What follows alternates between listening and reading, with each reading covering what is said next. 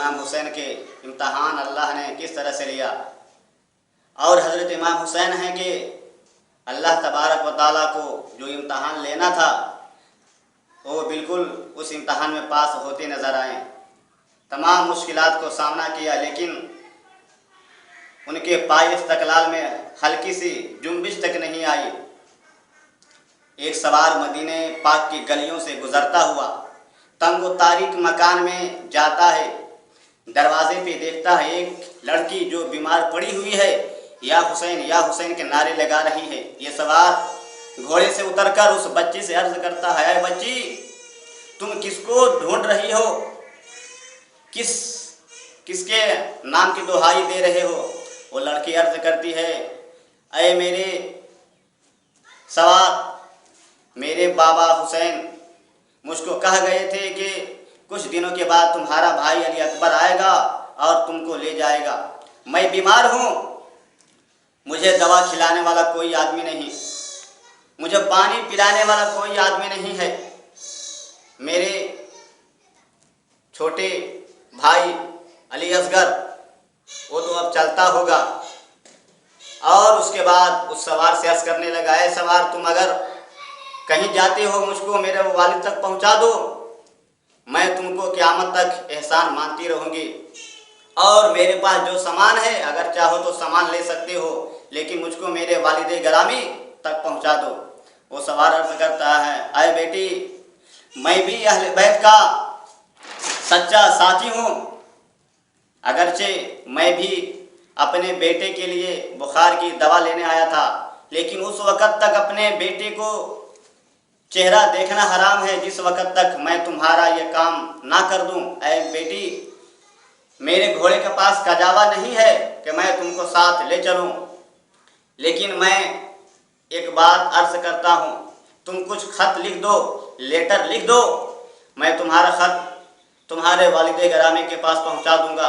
वो बेटी दर्द में भरी हुई खत लिखती है। खत पे क्या लिखती है?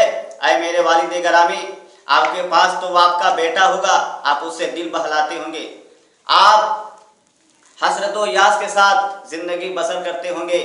क्या भाई अपनी बहनों से इसी तरह वादा किया करता है? मेरा भाई कहा गया था कि कुछ दिन के बाद मैं तुमको ले जाऊंगा, तुम अभी सफ़र के लायक नहीं हो, मैं अब बिल्कुल तंदुरुस्त हूँ, मुझको भाई आ जाओ और ले जाओ। और मेरे फूफी कैसे हैं, मेरी अम्मी कैसे हैं? गर्ज के दर्द में डूबी हुई वो बेटी खत लिख करके उस मुसाफिर और उस सवार को दे देती है। वो सवार मदीना पाक से गुज़रता गुज़रता जब वहाँ तक पहुँच जाता है मैदान करबला में, हज़रत इमाम हुसैन दूर से देखते हैं कि कोई आ रहा है, समझते हैं कि कोई साथी हमदर्द आ रहा है। आते आते फ़ौरन वो सवार हज़रत इमाम हुसैन के कदमों में गिर जाता है और सलाम अर्ज़ करने के बाद अपने जेब से निकाल करके वो ख़त दे देता है। इमाम हुसैन ख़त पढ़ते हैं, ख़त पढ़ने के बाद रोने लगते हैं, आंखों से आंसू जारी हो जाता है और उस ख़त को पहले चूमते हैं और उसके बाद अहले बैत अपने खेमे में ले जाते हैं और पढ़ करके तमाम को सुनाते हैं। तमाम लोग ख़त पढ़कर रोने लगते हैं। बाबा हुसैन अर्ज़ करते हैं, हाय बेटी, तुम इस तरह की बात कर रही हो, जिस बेटे के लिए, जिस भाई के लिए तूने कपड़ा सिल के रखा है, वो भाई तुम्हारा दुनिया में नहीं है। जिस भाई को तू याद कर रही है कि वो मुझको आकर के ले जाएगा, वो भी दुनिया से जा चुका है।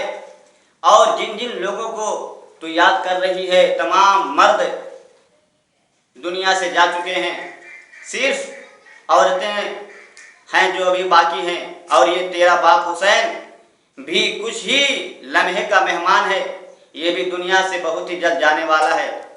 मेरी बेटी, मैं सबसे पहले तुम्हारे खत को चूमा था, उसके बाद तुम्हारे खत को पढ़ा था। उसके बाद हज़रत इमाम हुसैन ने खत को लिखा और खत लिखने के बाद उस सवार को दे दिया और कहा, है सवार, तुमने मुझ पर एहसान किया कि तुमने इस मुसीबत और मुश्किलात में मेरा साथ दिया कि तूने मेरी बेटी का खत यहाँ तक पहुँचा दिया। मेरे पास पानी भी नहीं है कि मैं तुमको पानी पेश करूं। आज 3 दिन से यजीदियों ने मुझ पर पानी भी बंद कर दिया है। तुम मेहमान बनकर आए थे, लेकिन मजबूरी है। अगर तुम भरोसा रखते हो तो उम्मीद ये रखो कि मैदान महशर में मैं इसका बदला जामे कौसर से दूंगा।